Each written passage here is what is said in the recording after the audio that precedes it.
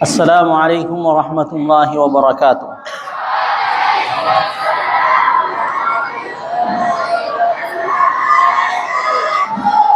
Alhamdulillahi rabbil alamin. Asyhadu an la ilaha illallah wa asyhadu anna Muhammadan abduhu wa rasuluhu. Allahumma fasalli wa sallim wa barik wa zid ala habibina al-mustafa nabiyina Muhammadin wa ala alihi wa sahbihi wa man ihtada bihadihi wastanna bisunnatihi ila yaumiddin, amma ba'du. Alhamdulillah, kita bersyukur kehadirat Allah SWT atas segala anugerahnya. Salawat dan salam kepada Nabiullah Sayyidina Muhammadin sallallahu alaihi wasallam. Insyaallah ta'ala, pertemuan ini adalah kelanjutan pertemuan pekan lalu. Masih berkisar tentang hijrah Nabi Muhammadin sallallahu alaihi wasallam bersama dengan rombongan, yaitu Bakar Siddiq radhiyallahu anhu dan Abdullah bin Uraikil. Pada pertemuan lalu atau bahkan dua pertemuan sebelumnya, yang kita bahas adalah jalur hijrahnya Nabi. Mana jalur yang ditempuh oleh Nabiullah Muhammad SAW bersama dengan rombongan, sehingga itu tidak bisa terlacak oleh para kafir Quraisy.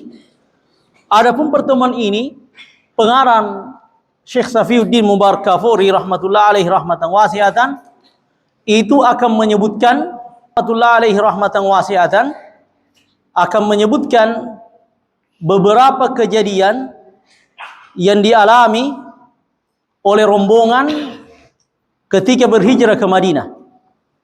Ada beberapa kejadian.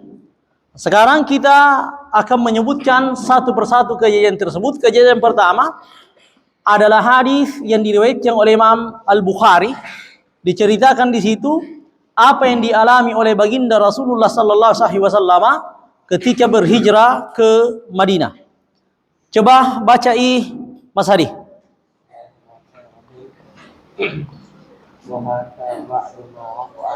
Kenapa? Coba lanjut. Rawal Bukhari.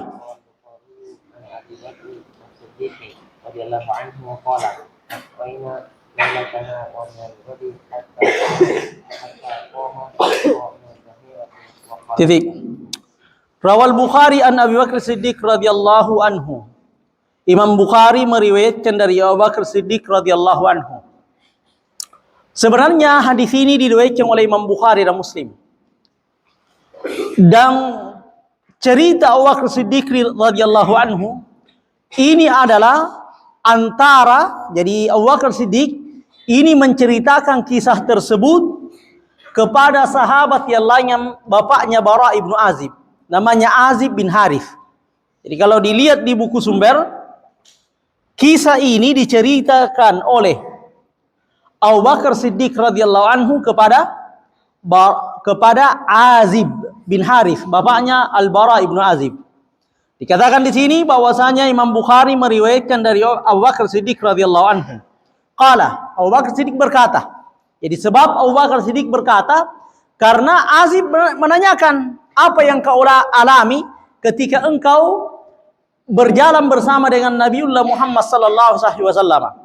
Dikatakan di sini, asraina lailatana wa minal ghadi hatta qama qaimu adh-dhahirati. Abu Bakar Siddiq mengatakan asraina. Apa artinya asrah? Subhanalladzi asrah. Artinya kami berjalan di malam hari. Dalam riwayat saraina. Jadi berjalan di malam hari, kalau kita berjalan di malam hari itu bahasa Arab apa? Asrah atau sarah. Makanya di riwayat asraina, ada juga meriwayatkan saraina. Artinya Abu Bakar mengatakan kami berjalan di malam hari. Maksud di sini adalah dari Gua Thur. Berangkat dari Gua Thur menuju Madinah. Kami berangkat di malam hari. Maksudnya dari mana? Dari Gua Thur. Wa minal ghadi, dan juga dari keesokannya. Apa maksudnya? Bahwasanya jadi kami berangkat di malam hari dan dari keesokannya. Apa maksudnya? Maksudnya adalah ini uslubnya orang Arab. Abu Bakar Siddiq bersama dengan baginda Rasulullah dan penunjuk jalan. Siapa nama penunjuk jalan? Abdullah bin Uraikid. Mereka itu berjalan di malam hari, full malam hari, sampai siang ini masih berjalan. Masih mengadakan perjalanannya. Jadi start di malam hari, sampai siang pun masih berjalan. Makanya Abu Bakar Siddiq mengatakan, asraina lailatana wa minal ghadi. Kami berjalan di malam hari dan bahagian daripada keesokan harinya. Hanya berjalan bersambung dari malam sampai esoknya pun juga masih berjalan. Hatta qama qaimul zahirati. Hingga berdirilah matahari. Qaimun yang dimaksud di sini yang berdiri. Yang dimaksud di situ matahari. Al-zahirati, al-zahira itu adalah waktu ketika matahari berada di tengah langit. Jadi kalau orang Arab mengatakan qama qaimuz zahira, apa maksudnya?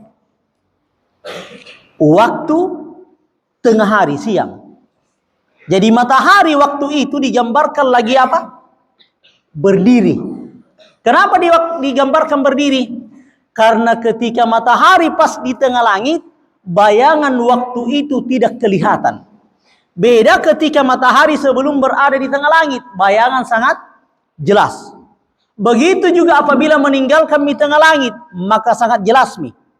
Makanya ketika matahari berada di tengah langit, seakan-akan matahari itu apa? Berdiri tegak, sampai bayangan itu sangat sedikit kelihatan. Orang Arab mengatakan ketika matahari berada di tengah langit, nah istilahkan dengan apa? Qaimul zahirah. Qama qaimul zahirati. Berdirilah yang berdiri di tengah hari. Maksudnya apa? Matahari berada di, jadi digambarkan matahari waktu itu sedang berdiri. Dan uslub seperti ini, tata bahasa seperti ini, itu sering dipergunakan oleh orang Arab. Makanya dalam salah satu hadis, Nabi mengatakan, salah satu waktu yang dilarang adalah hina yaqumu qaimun minadh dhahira, ketika matahari berada di tengah langit. Tapi ibaratnya dengan qaimun minadh dhahira. Seperti itu. Jadi bisa dibayangkan barangkali bahwasanya Rasulullah dan Abu Bakar bersama dengan rombongan, kapan mulai tinggalkan Gua Thur? Di pagi atau di siang? Kapan mulai tinggalkan? Di malam hari. Dan berjalan terus hingga masuk waktu duhur. Hingga matahari berada di tengah langit. Sepanjang malam hingga subuh masih berjalan. Pagi masih berjalan hingga matahari berada di tengah langit. Lanjut, baca mana akbar. Baca Kajang. Bismillahirrahmanirrahim. Wa qala at-tariqu la yamurru fihi ahadun farafa'tu lana Farufi'at lana safratun tawilatun laha dillu lam ta'ti 'alaiha asy-syamsu wa nazalna 'indahu. titik. Dikatakan di situ, di waktu itu ketika matahari masih berada di tengah langit, wa khalat tariqu. Apanya khalah? Kosong. At-tariqu jalan. Jalan waktu itu apa? Kosong. Artinya tidak ada siapapun juga di jalan. Karena matahari waktu itu sangat terik, berada di tengah langit. Jadi khala artinya apa? Kosong. Makanya orang Nabi itu ada hadisnya, idza dakhaltumul khala'ah, hadis Bukhari dan Muslim. Hadis Muslim, idza dakhaltumul khala'a faqulu a'udzu billahi minal khubuthi wal khaba'ith.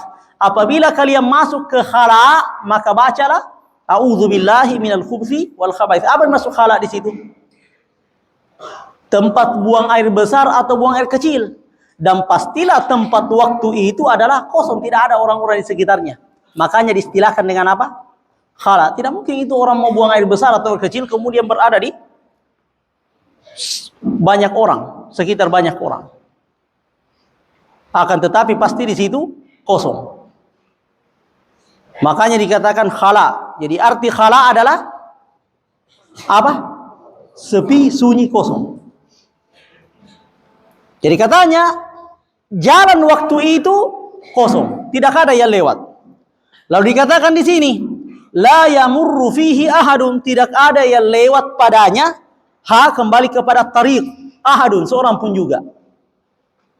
Tidak ada yang lewat di jalan seorang pun juga. Farufiat lana sakhratun, maka terangkatlah bagi kami sakhratun. Tawilatun, sakhratun artinya batu. Tawilatun yang memanjang. Bukan maksudnya terangkat. Maksudnya yang dimaksud di ini juga uslubnya orang Arab.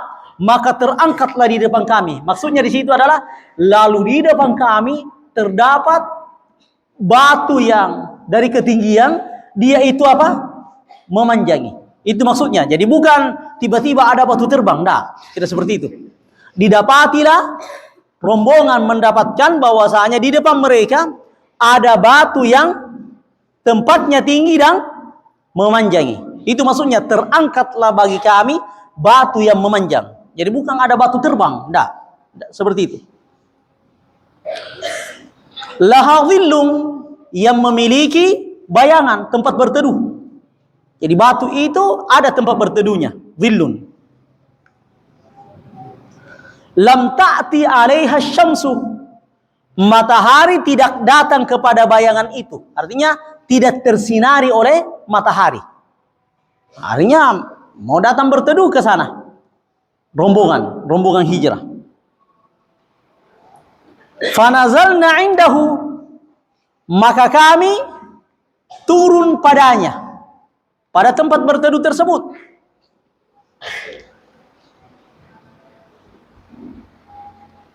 Wa sawaitu lin nabi sallallahu alaihi wasallam makanan biyadi. Mana allu? Ada allu? Baca coba allu. Ada bukumu? Baca.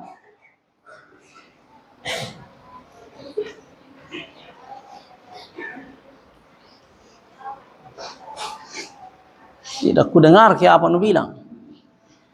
Saya tidak dengar.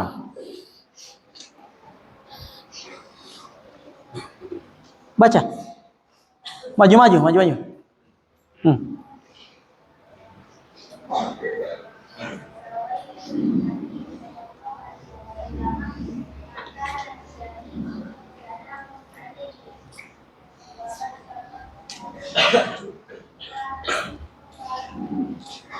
Wa basattu alaihi farwatan.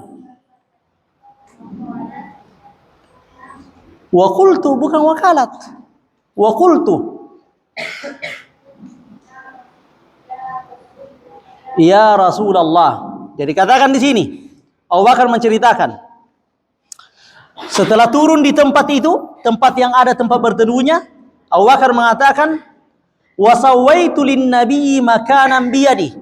Lalu saya menyiapkan, saya menyiapkan untuk Nabi sallallahu alaihi wasallam makanan, tempat, biyadi, dengan tanganku. Jadi Abu Bakar mengatakan, saya menyiapkan bagi Nabi sallallahu alaihi wasallam tempat. Maksudnya di sini tempat apa? Tempat beristirahat dengan tanganku. Lanying jangan sandar, lanying tidak boleh sandar.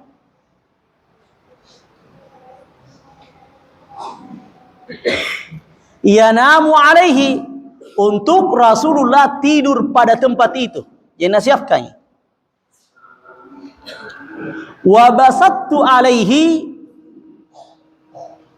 farwatan atau furwatan, dan saya menghamparkan padanya. Farwa atau furwa itu adalah selimut yang terbuat dari kulit dan masih ada bulunya. Kulit binatang maksudnya. Ya mungkin dari unta, mungkin dari domba. Itu namanya farwah. Jadi Abu Bakar Siddiq membentangkan untuk baginda Rasulullah SAW selimut yang terbuat dari kulit, yang bahasa Arabnya adalah farwa. Wa qultu, dan saya berkata, yang berkata siapa? Abu Bakar Siddiq radhiyallahu anhu. Nam ya Rasulullah, tidurlah wahai Rasulullah sallallahu alaihi wasallam. Ada suara dari luar, tidak bisa masuri santriwati aja. Baca. Coba baca ya Mas Hari.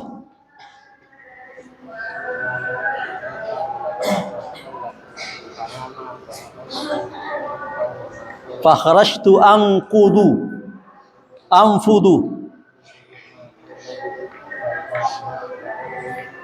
bira'in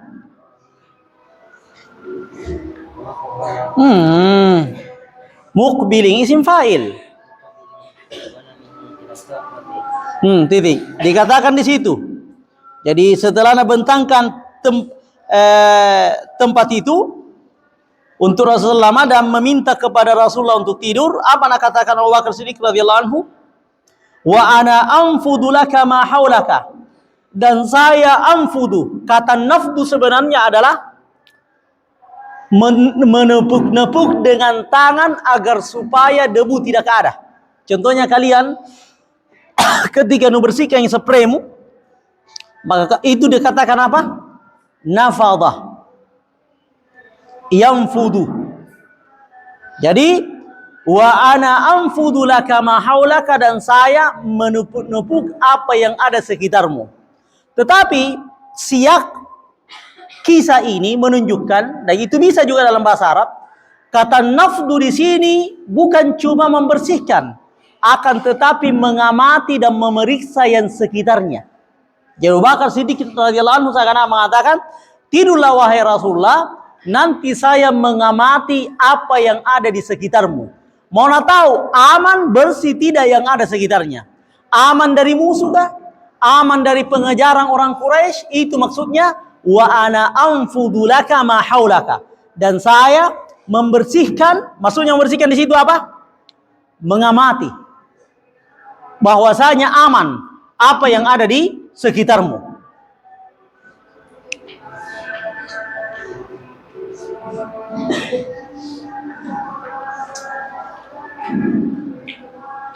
Fanama, maka baginda Rasulullah sallallahu alaihi wasallam tertidur. Baca kajang.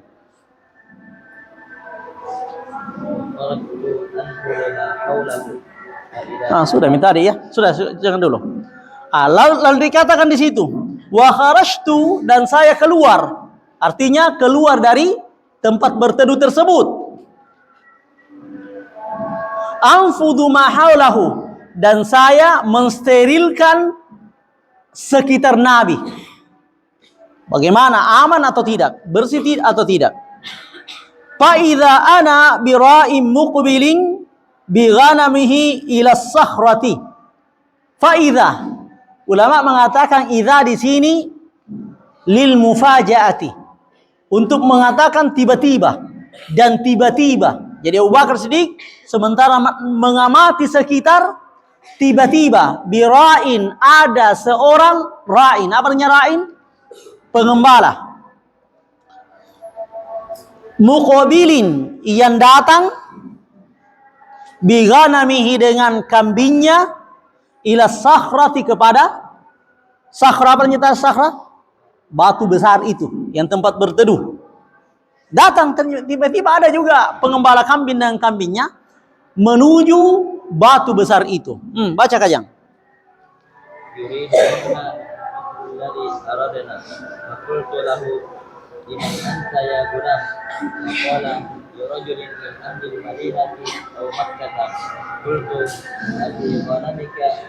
Titik.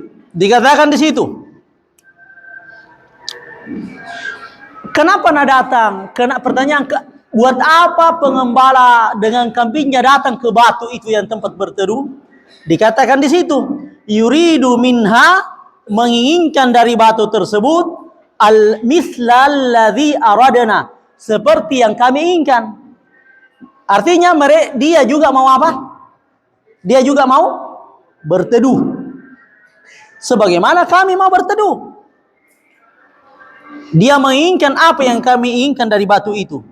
Faqultu lahu, maka Abu Bakar radhiyallahu anhu, Abu Bakar Siddiq berkata kepadanya, liman anta ya gulam? Kau itu milik siapa wahai gulam? Artinya siapa tuanmu? Engkau itu milik siapa? Kau itu artinya siapa tuanmu? Siapa yang punya kambing ini yang engkau gembala? Itu maksudnya liman anta ya gulam? Milik siapa engkau wahai gulam? Faqala, maka orang itu berkata, pengembala itu berkata, lirajulin min ahlil madinati aw makkata. Untuk orang, maksudnya tuannya nak perkenalkan, penduduk Madinah atau Mekah. Al-Hafidz Ibnu Hajar Al-Asqalani rahmatullah alaihi rahmatan wasi'atan mengatakan, tidak ada di seluruh jalur hadis yang menunjukkan siapa namanya pengembala ini, dan tidak ada juga yang menunjukkan bahwasanya siapa nama tuannya ini. Tidak ada. Betul ada riwayat bahwasanya Abdullah bin Mas'ud anak itu, akan tetapi kejadian Abdullah bin Mas'ud itu adalah jauh sebelum hijrah. Makanya tidak mungkin ini. Sedangkan kisah ini adalah kisah ketika sementara berjalan hijrah. Jadi pernah juga Rasulullah SAW dan Abu Bakar Siddiq berjalan ke suatu tempat, berteduh, tiba-tiba ada pengembala kambing datang. Dan itu adalah Abdullah bin Mas'ud radhiyallahu anhu sebagaimana dalam Musnad Ahmad bin Hanbal. Namun ini jauh sebelum apa?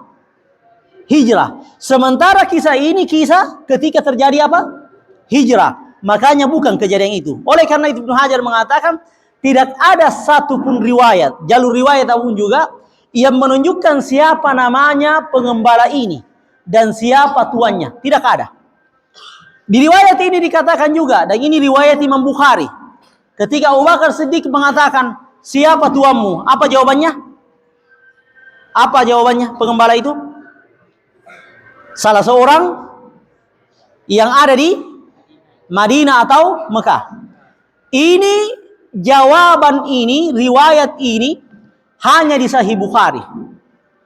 Kalau di Sahih Muslim, ini menunjukkan bahwasanya orang yang meriwayatkan dari jalurnya Imam Bukhari ini ragu. Dia itu ragu. Jadi orang yang meriwayatkan dalam Sahih Bukhari mengatakan ragu apakah jawabannya pengembala itu tuanku orang Madinah atau dia mengatakan tuanku orang Mekah. Sementara di Sahih Muslim jelas sekali tanpa ragu. Dikatakan di situ lirajulin min ahlil Madinati. Saya tuanku untuk seseorang yang berada di Madinah.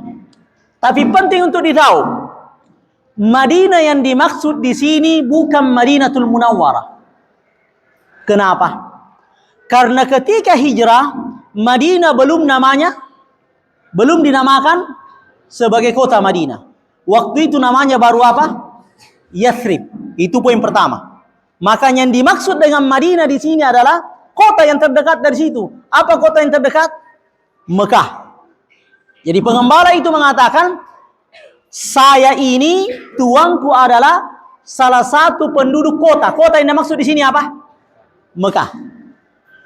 Karena itu yang paling dekat dari tempat berteduh itu. Ditambah lagi apa? Madinah ketika itu namanya belum Madinah, tapi namanya apa? Yathrib. Kemudian ada di riwayat Al-Ismaili disebutkan di situ jawabannya, dia mengatakan, katakan di situ lirajulin min Quraisy. Tuanku itu adalah salah seorang penduduk dari suku Quraisy. Dan diketahui tempat berdomisilinya suku Quraisy ketika itu bukan di Madinah, akan tetapi di mana? Di Mekah. Ini lebih memperkuat lagi bahwasanya Madinah yang dimaksud oleh pengembala kambing di sini adalah kota, bukan Madinah yang diketahui saat ini. Dan kota yang paling dekat waktu itu adalah kota Mekah. Itu sangat jelas. Oleh karena itu ragu perawinya di Sahih Bukhari, tuanku itu salah seorang penduduk Madinah yang masuk kota, atau dia mengatakan penduduk Mekah. Dan yang dimaksud dengan Madinah di situ adalah apa? Yang dimaksud di sini Madinah siapa? Kota Mekah. Kemudian Abu Bakar Siddiq melanjutkan bertanya, "Afi ghanamika labanun?" Adakah di kambingmu labanun? Jadi Abu Bakar Siddiq bertanya lagi kepada pengembala itu, "Afi ghanamika afi ghanamika labanun?" Adakah pada kambingmu itu susu? Maksudnya apa? Adakah di kambingmu yang bisa diperas? Punyakah air susu kambingmu? Qala na'am. Pengembala itu menjawab, iya, betul. Di kambingku ada yang menghasilkan susu.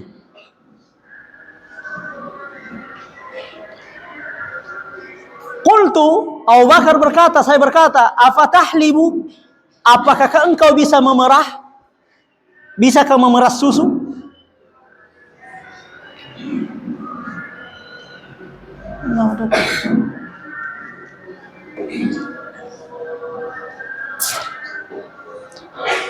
Pengembala itu menjawab, qala na'am, betul. Saya bisa memeras susu. Fa akhadha syatan. Lalu pengembala itu mengambil seekor kambing.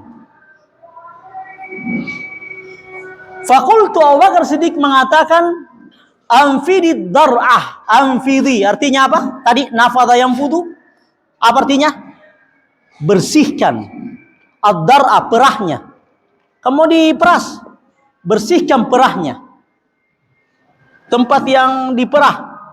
Saya tidak mau sebut kata yang satu karena tidak baik. Minat turabi, dari debu, dari tanah. Bersihkan perahnya dari tanah karena mau diperas. Wasya'ri, dan juga dari bulu. Wal qadha, al qadha artinya kotoran. Siapa tahu ada kotoran di situ melengket. Karena kambing kan biasa kalau baringi mungkin kotorannya nak baringi. Jadi Abu Bakar Siddiq mengatakan sebelum diperas, maka perahnya tersebut anfidid dar'a, bersihkan ad-dar'a, perahnya dari debu, dan juga dari mana? Dari bulu, dan juga dari kotoran, supaya bersih, bisa diminum susunya. Fahalaba, lalu dia memerah susu. Timbul pertanyaan, halalkah Abu Bakar Siddiq radhiyallahu anhu meminta air susu dari pengembala kambing? Bukankah harusnya meminta dari mana?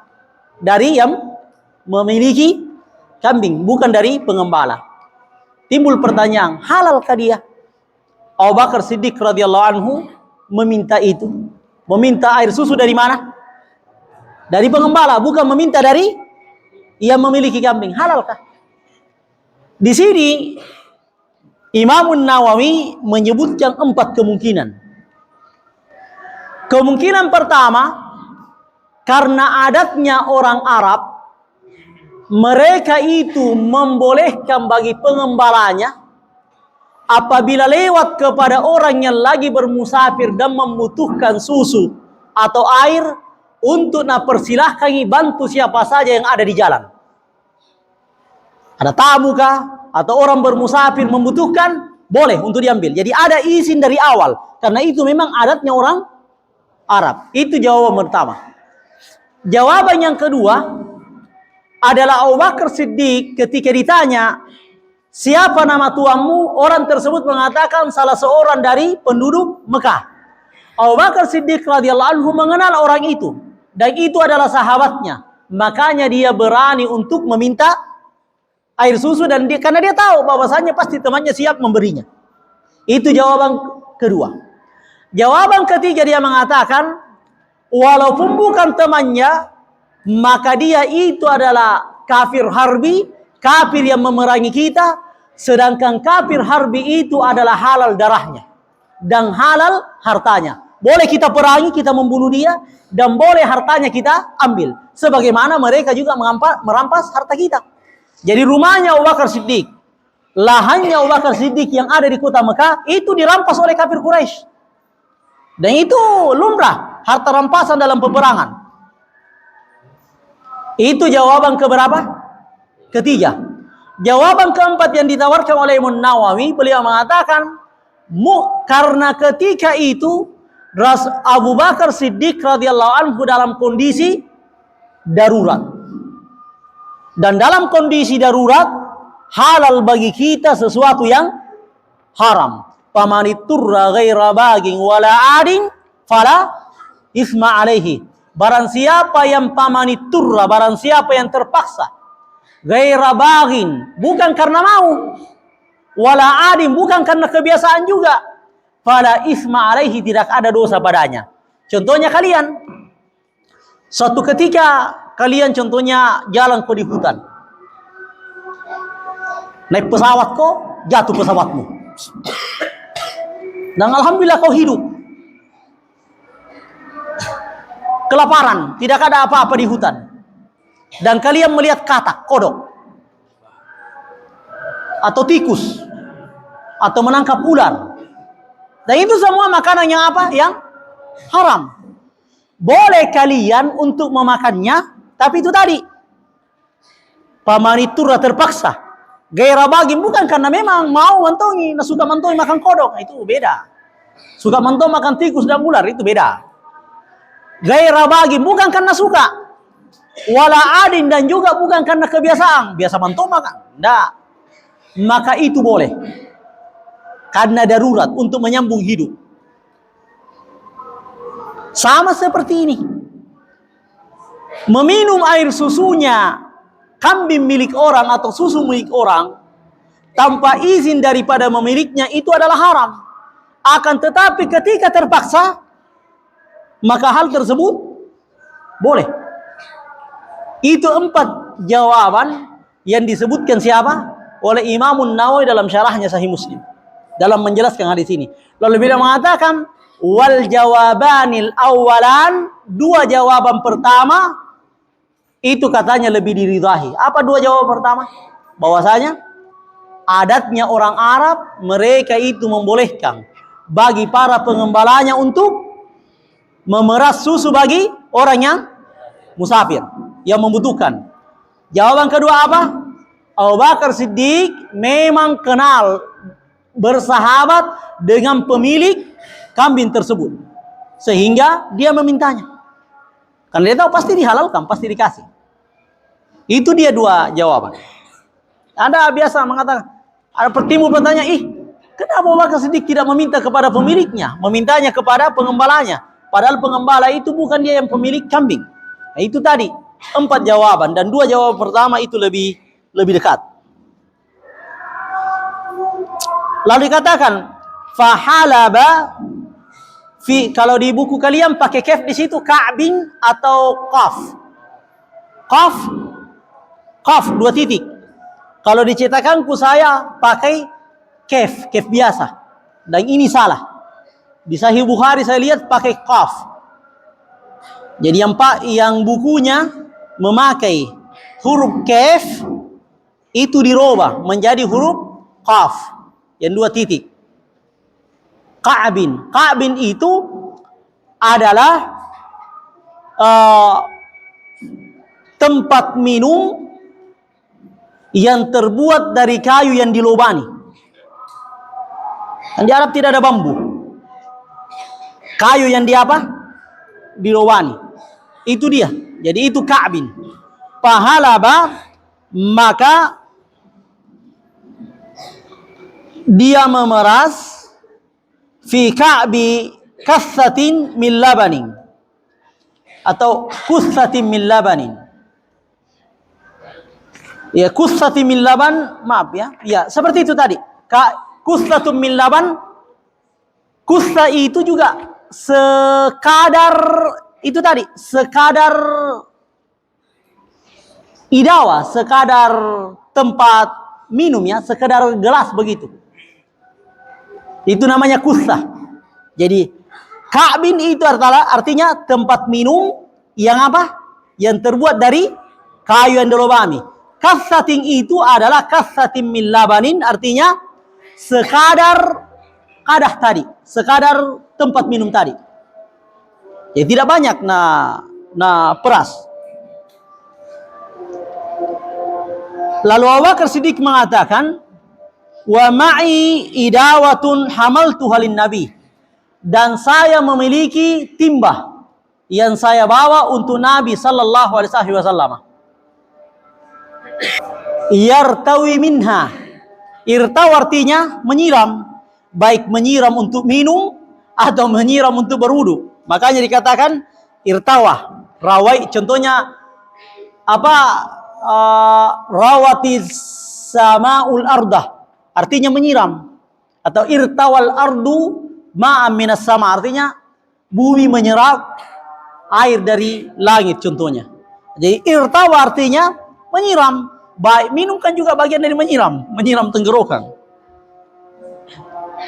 Yashrabu wa yatawadda, dari timba itu Nabi minum dan juga wa yatawadda, dan berwudu. Ada timba nabawa baru naisi susu. Fa'ataitu Nabiyya sallallahu alaihi wasallam, dan saya membawakan Nabi sallallahu alaihi wasallam susu itu. Fakarihtu an uqidhahu, dan saya tidak suka untuk membangunkannya. Artinya Nabi waktu itu lagi tertidur, waktu lagi diperas susunya. Bahkan ketika datang pun juga belum terbangun. Dan Abu Bakar Siddiq enggan untuk membangunkan Nabi yang lagi istirahat. Fawafaqtuhu hina istaiqadha. Datang Abu Bakar Siddiq, fawafaqtuhu, dan saya mendapatinya hina istaiqadha, ketika dia telah terbangun. Jadi paski datang, pas juga Nabi waktu itu lagi terbangun dari tidurnya. Fasababtu minal ma'i 'ala labani hatta barada asfaluhu. Lalu saya menumpahkan dari air pada susu. Bukan campur maksudnya, akan tetapi bagaimana maksudnya? Begini, biasa ada tempat susu kan, kalau habis diperah, agar supaya segar ki, kan ketika diperah itu hangat-hangat ki susu. Ketika baru-baru diperah, maka susu itu apa? Hangat. Waktu itu lagi haus. Enaknya kalau lagi panas, apabila kita minum yang segar-segar. Maka caranya itu susu dari tempatnya tersebut dikasih lagi dibawanya tempat, baru di tempat dibawanya itu diberikan apa? Air. Bisa bayangkan? Contohnya ada gelas berisi susu hangat, baru setelah itu ambil baskom, baru setelah itu isi baskom itu air, baru simpan susu di atasnya supaya dingin nih. Nah, itu dikatakan oleh Abu Bakar Siddiq radhiyallahu anhu. Dikata fasababtu minal ma'i 'alal labani hatta barada asfaluhu, dan saya menumpahkan pada susu itu air, bukan maksudnya di susunya langsung, enggak, di tempat susunya maksudnya, hingga dingin bagian bawahnya. Fakultu, Abu Bakar Siddiq mengatakan, saya berkata, isyrab ya Rasulullah, minumlah wahai Rasulullah sallallahu alaihi wasallam. Fasyariba hatta raditu. Lalu Nabi minum hingga saya rida, hingga saya senang. Saya senang sekali melihat Nabi SAW minum susu. Thumma qala, lalu berkata, sekarang yang berkata adalah baginda Rasulullah. Thumma qala, alam ya'ni rahil? Alam ya'ni artinya belum tibakah?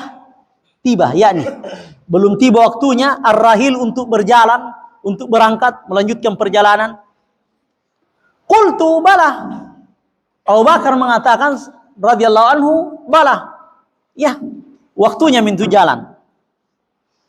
Qala fartahalna. Abu Bakar sedikit mengatakan fartahalna. Lalu kami berjalan. Artinya melanjutkan perjalanan menuju kota Madinah. Jadi ini salah satu kisah yang dialami oleh rombongan hijrah. Kisahnya adalah bagaimana kesimpulannya? Ketika berhijrah, dalam perjalanan mulai jalan di malam hari, sampai berjalan kapan? Di tengah siang hari. Lalu mereka, rombongan hijrah, pergi berteduh di bawah bayangan batu yang memanjang. Dan di situ Rasulullah beristirahat, disiapkan tempatnya oleh Abu Bakar Siddiq radhiyallahu anhu.